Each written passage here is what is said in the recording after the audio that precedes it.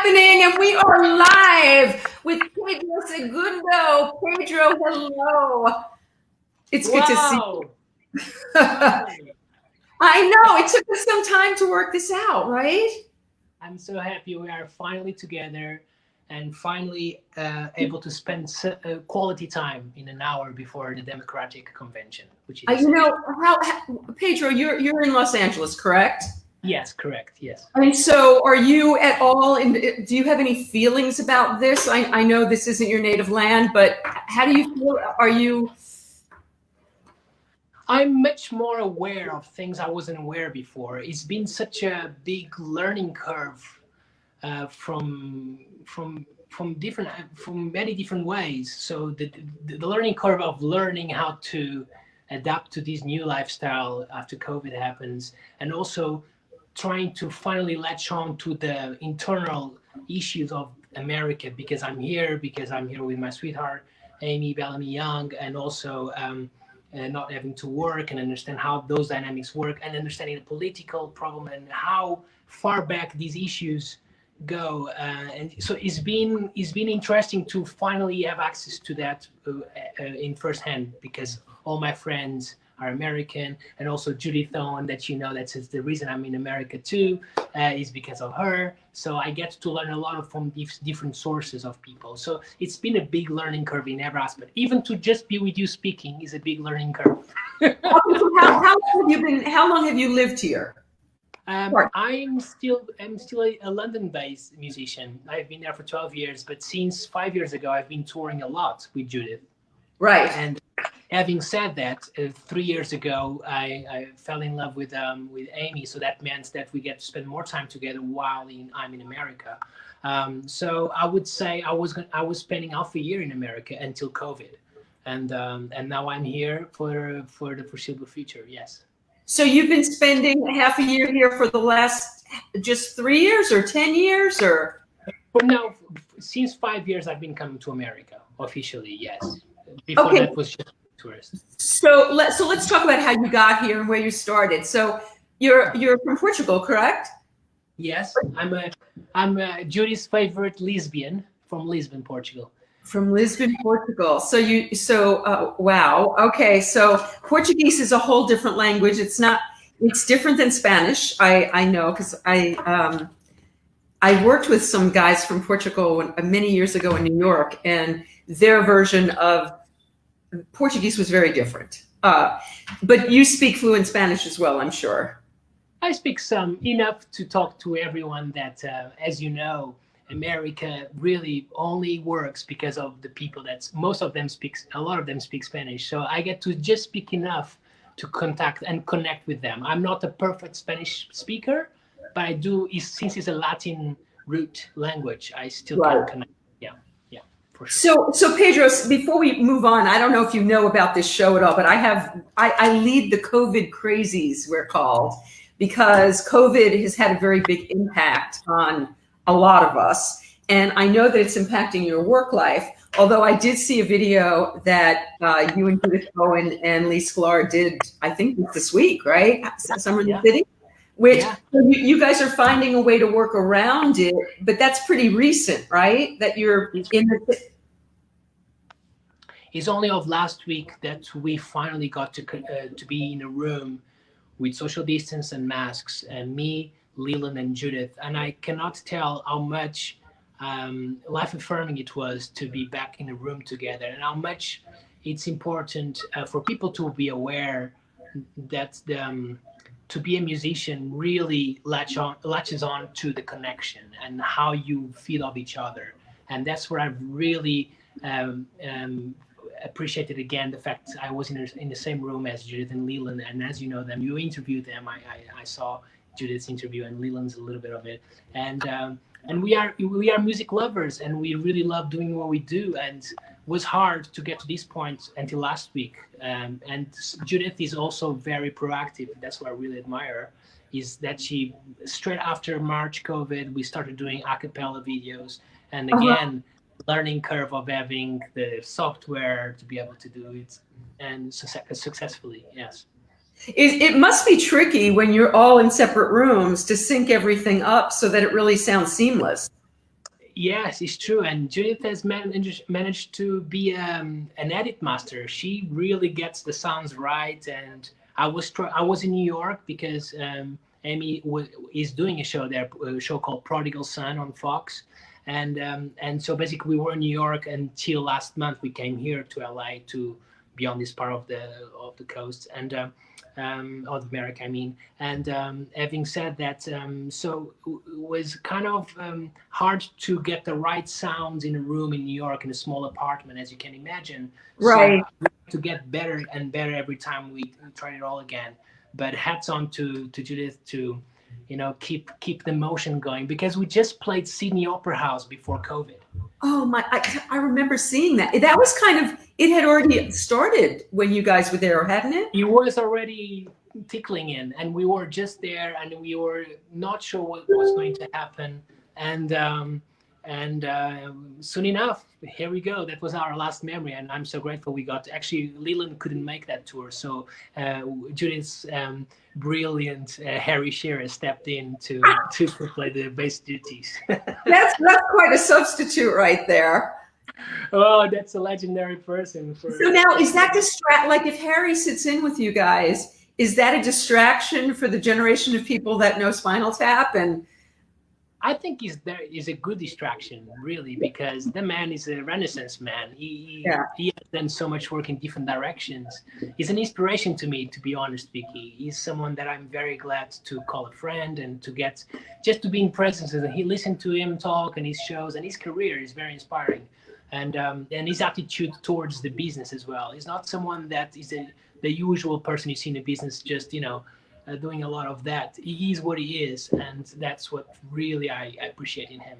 But yeah, we got to play the show, and he was also celebrating a Mighty Wind in one of the folk festivals, and it was really great to see that a certain generation that was so heavily affected by his work. Not so much me. Growing up in Portugal, I didn't really know about Spinal Tap because there was no really a direct translation of that kind of humor. Wow. Even a Mighty Wind. I've just discovered that on the tour bus with Judith and Lee, and like, okay, you haven't seen that? Okay, let's watch it tonight. You haven't seen that? Let's watch it tonight. And so it's been, again, I think I've learned so much in 5 years about stuff that I wasn't aware of. Yeah. Is it funny for you, Pedro? Do you get the humor? Does it work? Does it translate? It is now. It is now. To a point, sometimes I can be dark, and then you're like, wow, that was kind of dark. And I was like, wow, really? Yeah. It's nice. It's nice. It's nice to be exposed to it and also know whether you can go that direction or not, because you don't know your audience. You have to be so careful when you throw the line, especially me, as it isn't my first language. Right. It can come across or be read differently. So I'm also having to learn, again, how to read the room before you start saying something, right? You have to really be present and in a moment. And that's kind of the hardest thing has been for me during COVID, is how to find meaning of life again, because the rug has been put out under our feet, because everything I cared most is to touch people with the music I make. Is it solo? Is it serving the artist music like Judith? I like to serve her music, but yet I'm so interested in connecting with the band and the audience, and that came off with my. So that's kind of my most present state. When I'm more present is when I'm really on the stage listening every inch, like you saw, I think, when you saw. I was just going to say, I saw you at NAMM with Marcus Eaton, and I've seen Marcus quite a bit perform in that recent time, and he had played in my living room a few times. And you were going to come and play with Judith and Lee and with Marcus. You were scheduled right before the rug got pulled out from all of us. You would have been in the living room. Wow. But yeah, I got to see you at NAMM, and I have to say, Pedro, and I'm not blowing smoke, I've seen a lot of people perform. I was a music promoter. I could not take my eyes off of you when you were playing. Also, the woman bass player who was with you guys was amazing on that gig. Miley. She's David Crosby's bass player now. Yes. She's amazing. Yes. So the three of you were incredible, but I have to say, it's not easy to take focus off of Marcus, because I call him football, because he looks like a big old handsome football player Plus, he's got the voice of an angel. He writes great songs. He's an incredible guitar player. But I have to say, your percussion, I was mesmerized. And I don't remember being as struck by a percussionist. Very few have really have moved me the way you did. And just so creative and original. We're going to have, you know what, maybe, how about giving us a little taste now while we're talking? Yeah, let's do it. Maybe I have to say, and first of all, thanks for everyone listening to us too. It makes sense when people tune in. So thank you for tuning in. Or if you happen to watch this later, please enjoy. I think I will start with something that made me be where I am now musically, which is when Judith approached me to make music with her. She said, "Pedro, I'm fed up with drummers," and I was like, I totally understand you. And I kind of ironically said that in a way that I know where she's coming from, because I'm a drummer myself, and people still think, you're a percussionist. I don't like percussion and drums. But the approach I'm going to start with, maybe, and then I'll do another piece later, maybe. Yeah. Oh, yes, absolutely. It's basically how to have intensity with less volume, right? So I had to come up with, it's not original, I didn't create this, but this instrument, which is very rudimentary and just a box, started in Ghana, Africa. It was a skinhead first, natural skin first, and then became, in Peru, it developed into a wood instrument. So this is a way to, in music, we are always dealing with yin yang, positive, negative, right? We have the downbeat, the earth, and the top. And so all of pop music has, whatever you want to paint it is always there somehow. Wow. And with Judith was having that drum kit approach with a different sound source. And the cajon was my point of departure for that journey. And that's how we got to make the first tour. Judith, myself, and Leland was just with the cajon. So simple. Yet this is kind of what you can do with it. Just used a cajon? That's all you used with Judith? That's all I used, yes. But there is a caveat here. Okay. The caveat is you can address it with different sound, all different gadgets. So I can lead the rhythm with the brush, with the cajon, and this is all with the cajon right now. And right. I can add a shaker to bring motion into the drive, the rhythm, right? Right. And, all different kind of sensors. So anyway, so I can give you an example. Yes. You can see me well enough. We can, and I love that you're explaining this, Pedro, because the cajon is one of my favorite instruments, actually, and I just love that, and I'm amazed that you. Can you see me well? Yes. Okay. So I'm going to show you and everyone listening how much fun is to have less. Less is more, and that is true. And less is less. That's the bottom truth. But when less is less, but less is more when you use it to serve the song. And so basically, if I have something, let's just say, looking for some hot stuff, Judith Owens. So they're looking sort of. I could just do that and sounds good, right? Yeah. But why don't I start different layers? And I'm going to just play now. I'm not going to talk. I'm going to show you how to build up layers into a potential climax with a chorus, and then come down back again. All right? I love it. I hope you enjoy.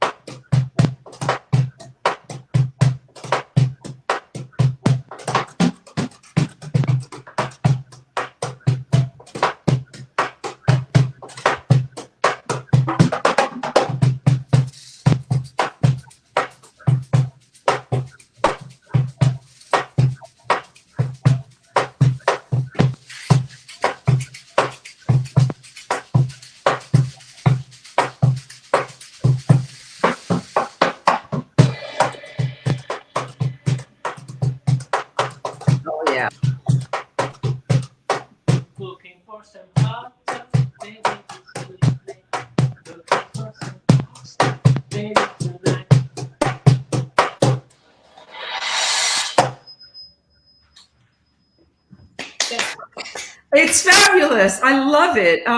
Let's see if I can get us both back on here because I had it just fixed on you. That was fantastic, Pedro. Before we came on the air, you were fooling around with something else, and it was more like a what was that you were playing before?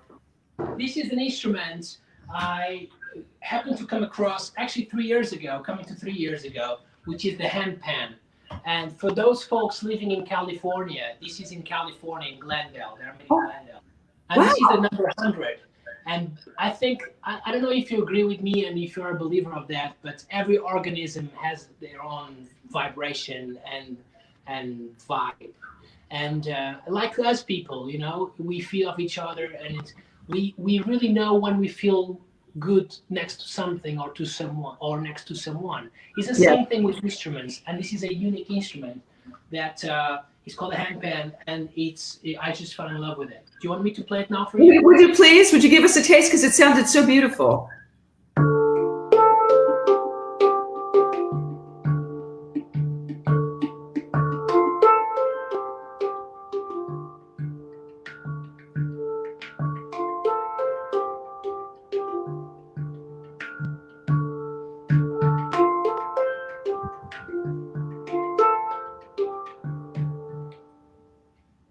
Wow, that is so beautiful. Yeah. And is that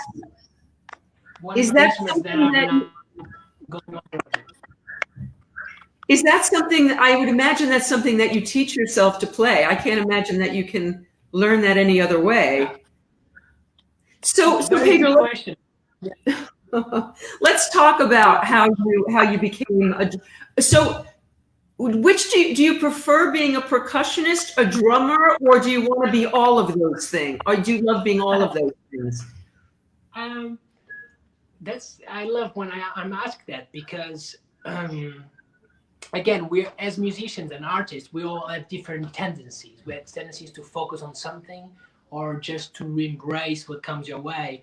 Right. Growing up in Portugal, I somehow got into a path of discovery where there were no really limits to what I was able to practice or make music.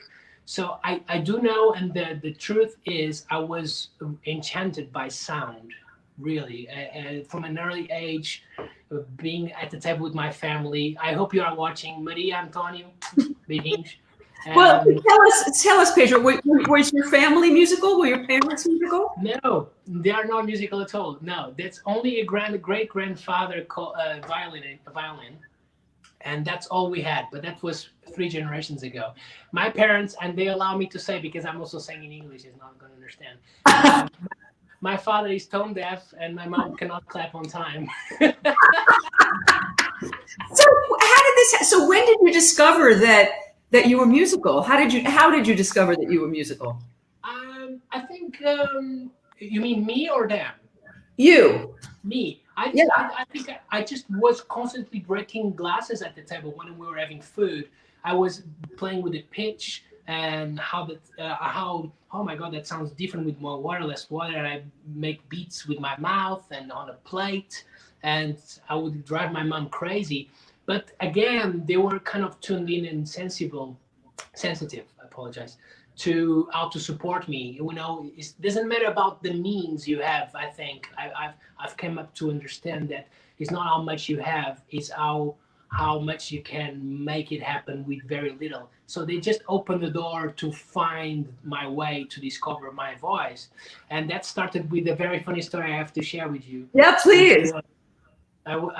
I remember my sister is 4 years older. She's a very talented musician as well. So we both grew up together. She's called Carolina Segundo. And what did she play? She plays piano and sings. Yeah. And she happens to be a beautiful director of a music school in Lisbon with 200 students. Wow. And she did music therapy, and she worked with autistic kids. Wow. So she's doing a beautiful work. Not so much performance like I went that path. Right. I remember she was in this music school in Benfica, near the big team in Lisbon, Benfica. And I remember she was already going to organ lessons, and I was 6, and it was time to apply to an instrument, my parents thought. So they thought, he should go to the organ. Organ is the perfect instrument for him to know the chords, everything. And I don't think I probably made it to the end of the year, but very with my nose very, twisted. And it came to the renewal to renew the year. And what happened was I talked to the lovely Silvina, Donna Silvina, the lovely person that was in charge of the school. And I told her, please, no more organ for me. No more organ for me. And I was like, what do you want to play? I want to play the drums. And she was like, but you cannot reach the pedals. And I said, yes, I show you. Let me show you. Take me to the room and I show you. And I was 7. And I remember the drum teacher was there. And the drum teacher was like, who is this kid? And I didn't hear the conversation because I was too young to understand. But next thing I know, I started that year, which led me to have a full 4 years study from 7, 8 to 12. And then by 12, the teacher told me, okay, go, you're ready. And he was like, go find yourself. And that is not to say that he didn't have more for me to, he's a very good teacher, but he gave me everything that I had to take with me and then just go and play. And I played every weekend in my local church with my sister. So that was a very good school of... What kind of music were you guys playing in church? Was just normal, Christian music in the local church there. It was very much part of our growing up. So I'm very grateful to that in the sense that it gave you a lot of chamber music skills, a lot of how to play with others, and also how to be comfortable in your own skin, and also sometimes you take it too seriously, and after all, it doesn't matter, we just do the best you can and try again to connect what really matters to the essence of a song. Or by the way, your sister is on here, somebody just told me. Oh yeah? Okay. Yeah. Love you. Hola, Carolina. So she's a truly special person because she has great rhythm. She sings really well, and she was really good into voicings, like really reharmonized stuff. So, and to the point that recently I called her, hey, can you help me with harmony? And it was like, Pedro, that's wrong. You're gonna have the melody on the top right, on the right hand and the chords on the left. No, you're gonna practice that. I was like, okay. Your sister's saying thank you. She's right here. She's good. She's right here with us. It's lovely. So that's kind of was the beginning of the drum learning. But then, so that's when you're playing a kit. Yes. Do you want to know the funny story? Yeah. The first song I played in my concert was a Phil Collins song. Wow. Yes. Were you aware of Lee Sklar back then? No. Wow. No. I remember buying the album and I played that. And before even studying, I remember playing along to Queen, the greatest hits. I was batching all the vases out for the flower vases, just making a drum kit out of it. Yeah, so that was easy. I think Easy Lover. She is an easy lover. That's a great song. So, okay, when you were growing up in Portugal and you were a little boy, what kind of music? What was your passion? Well, I like to play what I had access to, and that was definitely playing every Sunday from 7 to 12 with my sister, like constantly playing. But as far as my development as a teenager, really developed when I went to the Music Conservatoire in Lisbon to study classical music. And that was just a year after I started the drum school. So that's why, to answer your early question, how I got into music and to do this and why I prefer one or the other. Right. I cannot answer so easily because straight after I started drumming, I started with classical drumming. So it was timpani, marimba, vibraphone. So I got to play youth orchestras and I started playing Bach, Mozart, Beethoven, Brahms with the youth orchestra. Wow. At the same time, sometimes in the same evening from 13 to 17, I would go to nightclubs and play Marvin Gaye, Stevie Wonder, and Bill Withers without knowing them. Vicky, you have to believe me. I had no idea who they were. I was just using my ears to tune into it. I had no idea who they were, really, honestly, no. Wow. So that was my school, and but I could try to dissect my my path very succinctly is hard. But I do know that one changing point was when I went to Barcelona when I was 15, and I went to study Afro-Cuban and jazz music in Barcelona for a month, and that's just like, whoa! I want to play jazz, and I want to be a jazz drummer, and I want to play all this kind of stuff that I have access to in Portugal, and it was great. And I must say, Portugal is filled with great talent, and is very healthy talent wise. Yeah. Pedro, maybe you can answer me. I'm so curious about this. My daughter is actually her boyfriend is a jazz saxophone player. It seems to me that every musician I know is drawn to jazz. And Yeah. why do you think that is? Oh, that's a very easy answer. Do you know why? Because popular music is definitely rooted in the blues and the Right. feel of the blues. So, for someone that wants to know more about jazz, everyone should know about jazz in a way that has all the answers of the harmonic structure, the meaning of the song, the meaning of lyric. All the great shows come out of the swing era and also other eras. But so jazz is the meat and potatoes for everything: melody, harmony, truth, and if they want to know more about jazz, go search the source of it. Go to New Orleans. Actually, I have a Preservation Hall T-shirt here, Nice. which is I'm in love with New Orleans in a way that the first time I went there is like I could connect with, whoa, what was happening, the how the street beat, the happy beat started. How can you go?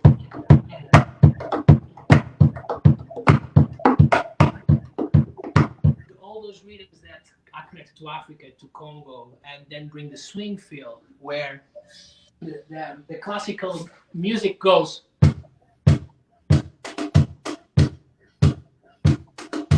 As soon as the tradition from military band came into jazz play, it's the same thing. But look,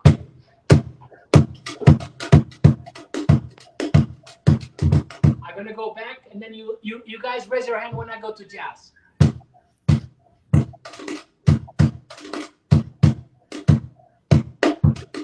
Oh yeah.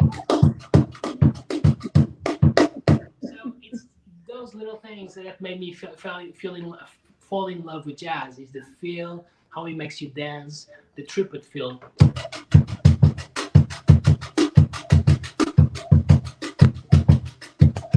So yeah, all the answers are there. And So yet, connect. I find that for me, progressive jazz is a little inaccessible for me. Really progressive jazz is just too wide. Like I can't feel it as Yeah. much as. But I can appreciate the talent that goes into it. But if you're going to two-part question, so if you have a preference for a music that you want to play and a preference for a music that you want to listen to, what's going to pull you? Oh, Songs Without Words by Mendelssohn is the piano works that moves me. And my neighbor here in LA, Russ, is also a very good piano player, and we talk piano pieces. And he's the guy that I always talk about classical repertoire. I go there, Mendelssohn, because the lyricism and how can you say so much without words. So that takes me. So I love a lot of the classical repertoire. When it comes to 20th century music, I would have to go with any Ella Fitzgerald or record. I would go with, oh my God, there's so much things I love, but how they make me feel. Bernardo Sassetti is a great piano player from Portugal that changed my life when I was in Barcelona, when I listened to his album. And I can write that down later so you can check it out. Okay.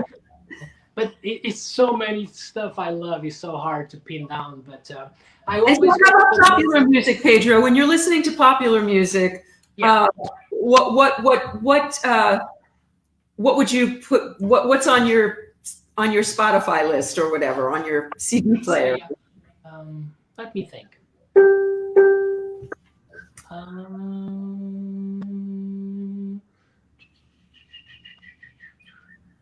I'm enjoying listening to the last album of Lianne La Havas.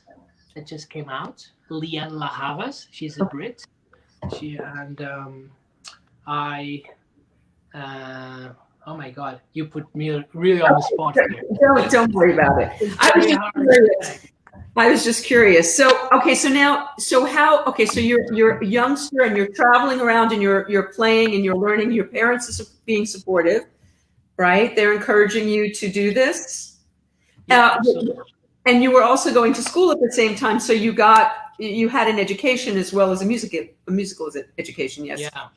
And so, was it always your dream to be a professional musician? Was that the plan from the beginning? Yeah, at 15 for sure. After that trip to Barcelona, I was like, That's your mother that's on here, Pedro. who? It's your mother, not your sister. It's Hold your. on. Oh, that's so nice. Okay, so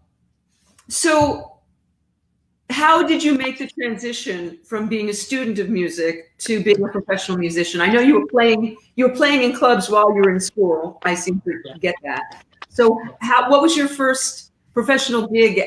How did you transition to be a professional musician? Was it's going to sound weird if I say this, but in Portugal, there is this tendency of giving young students an early professional experience. So when I was 16, 17, I got given my first concert with the Gulbenkian Orchestra in Lisbon, which is the major symphony orchestra in Portugal. Wow. And that was like, I was like, oh my God. And is that relationship of not just playing, is how to count bars and come in the right place. And so that was good. So that was my first gig at 17, which I love that orchestra, and I'm always trying to keep in touch with them. And also with the great mentor of mine in the jazz world called Mário Franco. He's a great double bass player and also composer, and he's the first ballet dancer of the National Ballet Company in Portugal. It's just incredible. And he's the guy that gave the first touring gigs as a jazz musician at 16, 17. So that was like the confirmation for me. I should probably move on and try to go to a big fish pond, a big pond, and I'm just a little fish, and see how can I deal with that pressure. So that's why I went to London when I was 18. Okay. 19. And so what happened when you got to London? I got to the Guildhall School of Music and Drama, and I did my degree in classical timpani and percussion.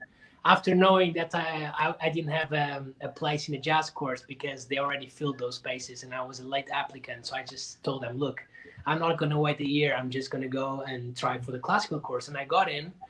Richard Benjafield is the head of department there. He was very inspiring in the department. So I got to really have a wide understanding of music, not just 20th century, but everything that comes before. And as a drummer, I don't know any percussionist drummers listening today, but as a drummer, it's always important to know the background of your craft, understand what comes before, understand the reason of that yin and yang, positive, negative ratio in music. And that comes from timpani, from orchestra. It comes from the Turkish music in Mozart when they have the cymbals and bass drum and the triangle, how the rhythm brings character and sound. So it was the best 4 years of my life. In London, and that's why I started soon after I started school. So I'm trying to condense a lot in very little time. And as soon after I got into the Guildhall, I got my first professional gig, and that was like I was already creating a network for myself while in school. That's what led to me then have important gigs like with Dennis Rollins when in 2009. I started this trio, and then who knew I would get the call to join the house band at Ronnie Scott's in London. That was like, and you know what? There's no secret for that. You know, it's just you turn up, you go to the jams, you show yourself, and there's no better business card than just turn up and play. You know. Well, I think there's also something about your essence and your spirituality that I think is very. And also, I would imagine your work ethic is important in those situations as well, correct? Absolutely. My English mates, they were like, Pedro, come to the pub. And I was like, no. Every minute counts to me. I'm just gonna go practice and then go out and play and listen. It was so funny because the school in London, Guildhall School, is right next to the Barbican Centre where the London Symphony Orchestra plays. So as students, we have no much money, and it's already costing us a lot to be there. Yet is by knowing now in America is much less than actually fees in America, because I was going to go to Berkeley. I got a place at Berkeley College in Boston, Oh but yeah. but it didn't happen go that way, and I'm glad it didn't, because I had other kind of flexibility in London. Anyway, going back, I digress. So I would go practice from 8 to 5, 6 p.m. in the evening, and then go see the second half of London Symphony Orchestra for free because you just sneak in, and then go back, practice a little bit more, have some food, and then go to Ronnie Scott's from 11 till 3 a.m. I did Wow. that for 4 years straight.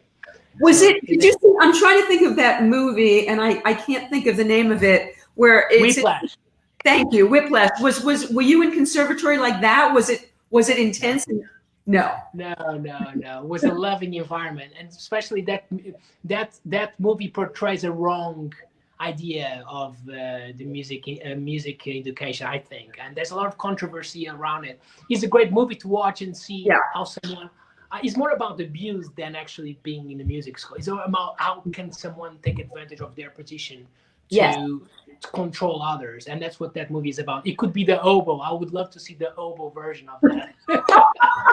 But but I think there in certain conservatories. I mean, my daughter's an actress, and so in conservatory drama school as well, it's very competitive, and they do kick people out, and they do.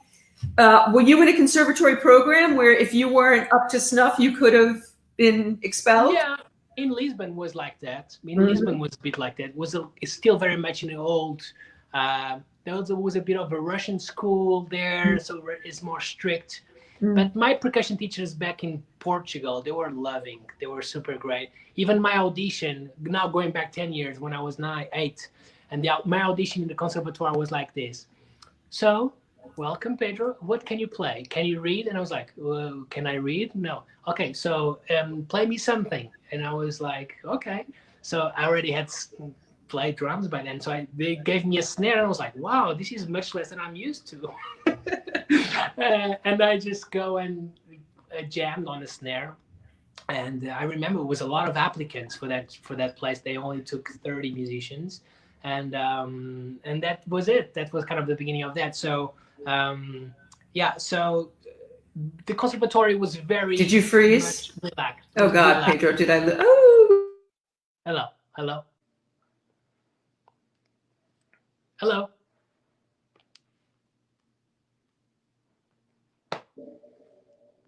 Hello. Hello.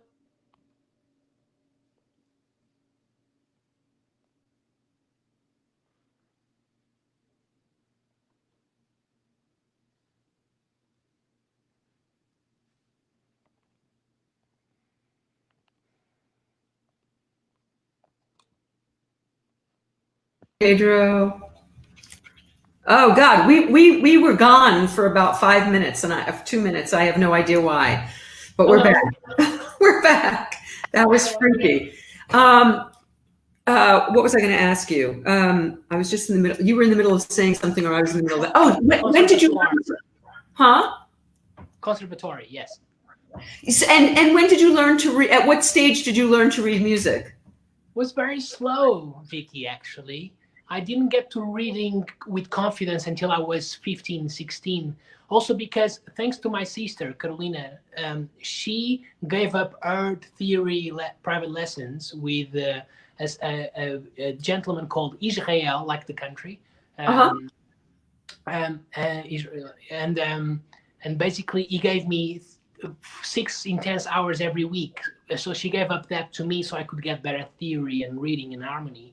And that really put me in a beautiful place of ear training and reading. So that moment, that moment when suddenly you can get StreamYard to work, that moment you go, okay, I got it figured out. That was the point at 15, that was that moment I felt like, whoa, okay, this is empowering. Wow. And I hear so many rumors, don't read, you don't need to read. Why need to read? No, he's the best. Like Leland Sklar wouldn't be the legend if he couldn't, if if you're saving people time, it's worth it, you know. Yeah. Yeah. Yeah. So I started reading at that time, 14, 15. And it's a joy because now in London, very slowly, and I don't know if you're aware, there's a lot of movie sessions in the UK, in London. Oh, I didn't know that.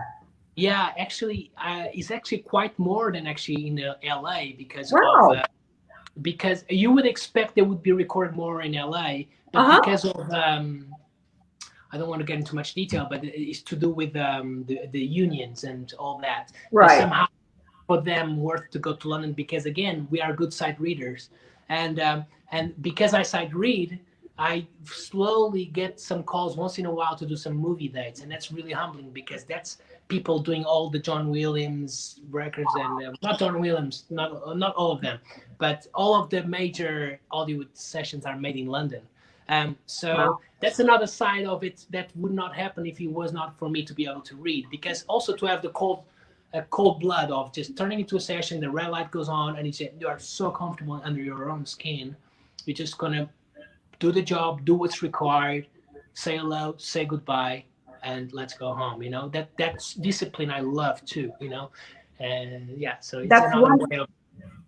So how Pedro did you meet Judith? How did that association happen? That was thanks to the great friend and also Judith's musician and cellist, Gabriella Swallow. Gabriella Swallow, after, so when I got the house drum gig in Ronnie's in 2010, suddenly I got exposed to a lot of people, you know, and people would see me play opening for all the major acts like Wynton Marsalis, and you name it. So I got I exposed to noticed that. somebody tagged Stanley Clark on the thread. Oh, yeah. Have you played with Stanley? I know you've played with. I opened for Stanley. I did the warm up act for him. Yes, for sure. Yes. Wow. But again, I was too young. There's a lot of not too young. I was there. You are always in the right place at the right time, and that's what I believe in. And I was trying to absorb as much as I could, and also enjoy the opportunity of being there and be proud of it, even though I was on the learning curve or then. But yeah, I do remember. I do remember Stanley Clark, that's for sure. And I lost the thread. What were you saying? We were talking about we would go on the way to how did you meet Judith? How did that whole association happen?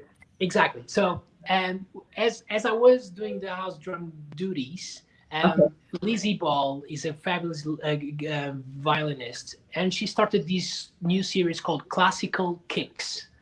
So it's classical music with mixed with other styles, with other things. So basically always twisting styles in one night. And started at Ronnie's. And of course my setup was the cajon to start with. So Gabby saw that happening and she was like, oh, okay. And she by then was already working with Judith for 10 years. She's being one of the longest members with Judith. And I cannot wait to play with her too again. And so and she said to Judith, do you know what? There's this guy called Pedro. This was in 2013. And she said, yes, let's call him. And her father passed away in 2013. So Judith texted me, early Judith, I didn't know Judith well enough. And she was like, Pedro, I'm so sorry, but I would love to call you one. I get this sort of, I'm going back to LA. When I come back, we figured it out. And so the next year we did our summer concert. And we got to finally work the repertoire with the cajon. And she was like, that's when she said, you know what? I don't really like drum kit. And I was like, okay, I totally understand what you mean. And that was the beginning of the end, a beginning of the beginning of, not the beginning of the beginning of our relationship musically. And it's been really rewarding. And right now I'm kind of adding more things here and there because our music is needing more intensity, but not yet coming to the drum kit approach. Yeah. But when I saw you at NAMM, you had a lot of things. It wasn't just the cajon. You had a lot of other things going, and you were doing really interesting things with those things. Can you give us another taste of something? Can you play something for us? Of course. Let's do it. Let's do it. Can't have you here and not have you playing. Just not right. Also, it helps when you start relationship with some companies. They start putting you in front of instruments that you might want to use, and this is one of them. This is a 6-zone cajon, where you can actually play the bottom, the bass drum. Oh wow! Oh wow! So basically, I actually can go very hard now.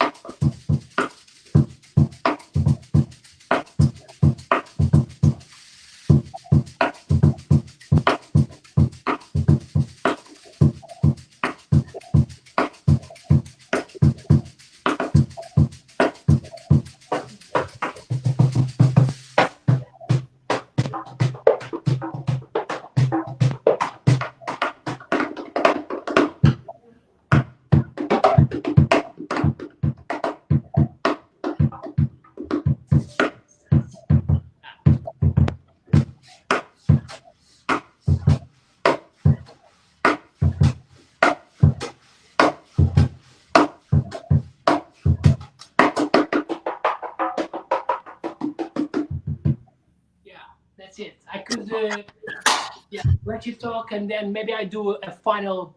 Yeah, we have, as those of you who are out there suspect, we're going to stop in time for the DNC because we know everybody's going to be. We don't want to fight that going on. No. And actually, Barack Obama is going to be speaking tonight, and Hillary Clinton is going to be speaking tonight, and it's going to be quite the evening at the DNC. And I also just want to take a moment, Pedro, excuse me for a second, but I lost a good friend today, and it was quite shocking and sudden. For those of you out there who knew Flo Lawrence, for anyone who didn't, he was an extraordinary human being, really an angel on earth. Who dedicated his life to being of service to others. And he was on his bicycle today, and there was a beautiful picture taken of him. He and his ex-wife stayed very, very close, and they were riding their bicycles, and they were in this beautiful scenic place, and they took a photograph. And Pedro, I've got to show you, it's crazy. There's a streak of light coming from the sun down his body. 2 minutes later, he passed away. I mean, it's like, it was when I asked a friend of mine who's very spiritual, which we thought that might be, she said that she felt it was his guardian angel taking him, you know. Anyway, so I just wanted to say a word of love and respect for Flo Lawrence, who will be very, very deeply missed. And I'm sorry to, I just couldn't not acknowledge him today. But anyway, okay, let's get back to happier things. So you guys finally got to be in a room together and play again. I imagine that you had a lot of work canceled when all of this went down. Yes, I did, and I cannot. Yeah, I'm not going to even say how much I didn't do, but it was a full year. It was all planned, and it was going to be very, very varied, as I like it to be. London, playing Baroque music in April for Easter, and then tour some more with Judith, record with her, and work on my project with Hammond organ, with Ross in London too. Go to Portugal as well to play with Julie Rezende. It's been so nice because of you. You made me really go back and look around what I've been doing, and I'm very happy to have people around that I really love to work with, and that's kind of what all comes to is to. And also, you attract that, I guess. You know, you attract what you wish for. So I always wanted to be surrounded by good people and better people than me, so I could raise up my game. Vibration. Right? And also, when I was in Ronnie's, even when I started Ronnie's, because I have to clarify, I'm no longer doing the house drum duties because I started traveling so much around 2012, 13, 14. I had to. It was a very natural way that happened, but. Yeah, very grateful and thank you, Ronnie's. But I always said to myself, I want to make music in every corner of the world. I actually wrote that down. I was like, this is how I feel like. And it's be careful what you wish for, right? Because it's really happening, and it's happening in a very organic way. And I'm surrounded by again by great musicians. That I mean. It's just I couldn't ask for better, really. But this COVID has made us to reflect, and thankfully I'm not. I always learn to never live week by week. So I did have some money saved, so I can now not be total struggling as soon as that was possible. So, but I fear for my fellow musicians that live gig by gig, especially Yes, in cities like London, New York. It's so expensive, or any big town. So absolutely. that is changing because now I'm having to reassess my positioning in the world, and I want to still create for people. So this instrument, the handpan, is going to be the next kind of release I'm going to do for people to listen in whatever format they want. And it's going to be basically the premise of this handpan release is basically a response to how I struggled to be alone and not be able to make music with other people like I did. So I went to Central Park, and I think one day I was tuning into your show. I was in Central Park to go to That's right. and I just busked, not to get not to get tips per se. It was just to give, Uh-huh. and I gave with a full heart, and I managed to capture a lot of performance with the nature sounds, with birds and people walking around. So I'm very excited to put that out later on this month, next month, because then we have to start about release strategies. You always have to have a little strategy, right? You cannot just put it out. And so that's it. Yeah. So I agree with you that that we can manifest what we put out there and the intention that we set. So if you had to set an intention for what you'd like your future to look like, what is that? What is your highest dream of where you can go with music? What would be some things that you haven't yet done that you'd still love to do? Wow, that's.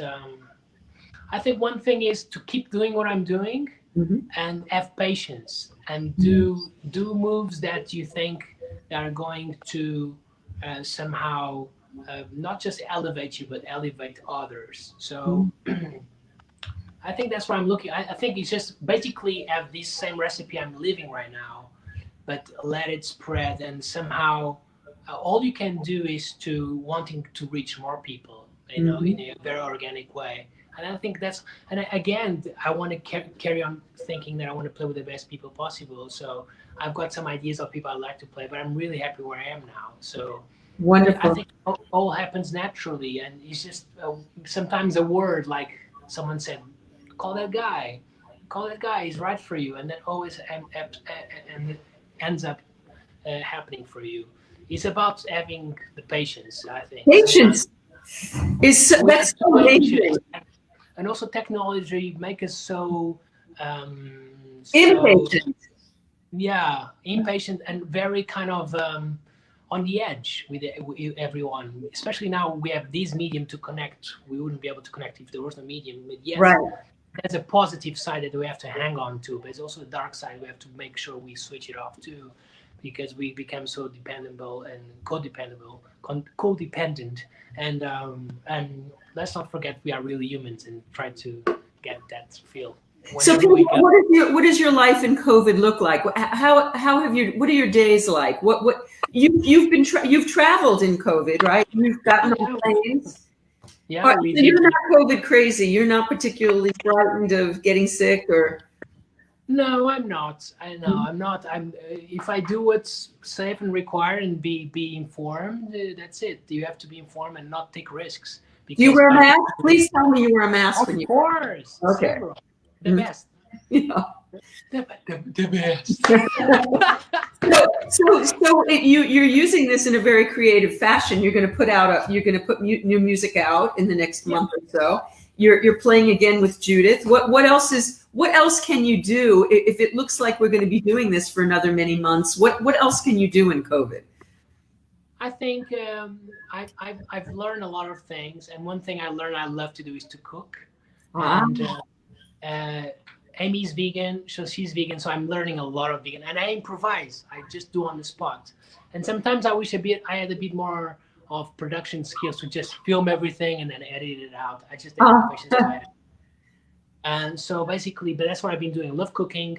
I love sharing knowledge. So I have a couple. I have some private students I love to have and take them under my arms and say, "Hey, let's work on this, on that." So I'm enjoying that. Maybe I will make that more official, because I like to give lessons when it's a very specific kind of mission I want to make sure I can either open one or direct to a specific thing.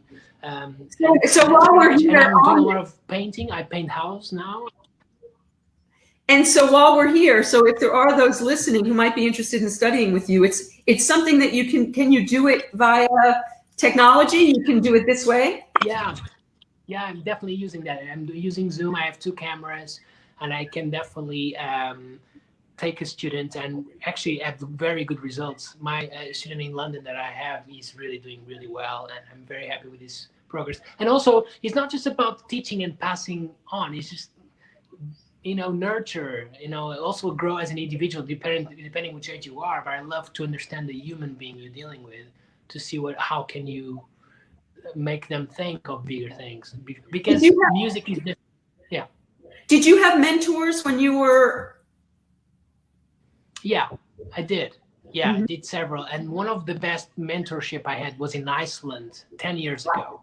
Wow. I did a course in Iceland for the masters in Guildhall, and it was all about leadership course, how to go into a community and build something up from scratch with a community, with social skills and musical skills. Mm. How to get you to make a show with me in less than 3 hours? No problem. We can just come up with the material right then. Okay. And kind of something I worked and I love. And as a musician, as an improviser, I think that's where I really am. I'm an improviser at heart.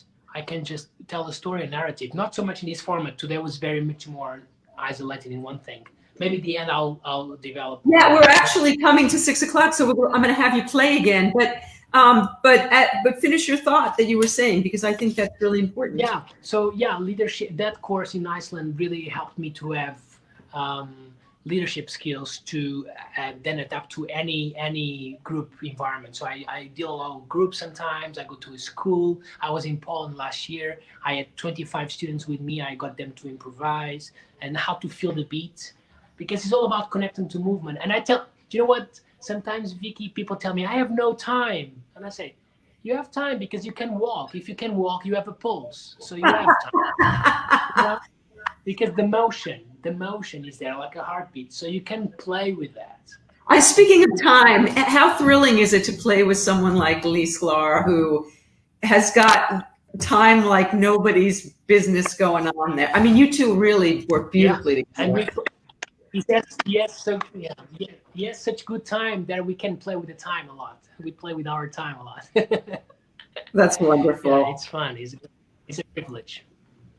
Pedro, thank you so much for doing this. I'm so grateful. And it's been so lovely to get to know you a little bit, because I didn't know about this whole spiritual side, but it makes so much sense, because I think that's what moves me so much about your music is there is so much soul in everything that you do.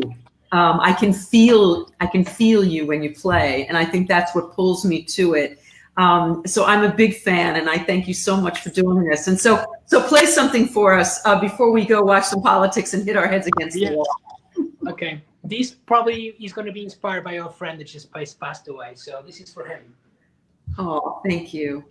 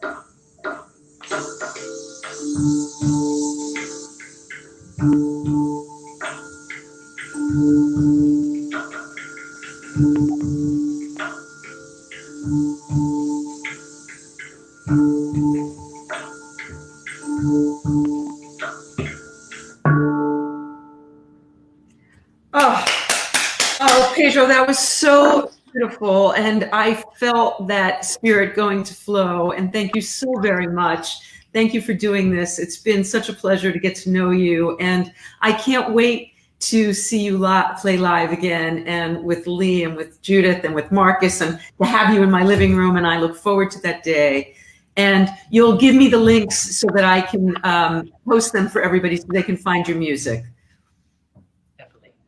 Thank you so much, Vicky, for your time, and enjoy the Democratic convention. It's very essential that everyone votes, please, for a change. Vote, everybody vote. Thank you, Pedro. Thank you all. And I will see you next week with Beth Sussman, who played piano keyboards with Whitney Houston and with Bette Midler, and she's an amazing musician as well.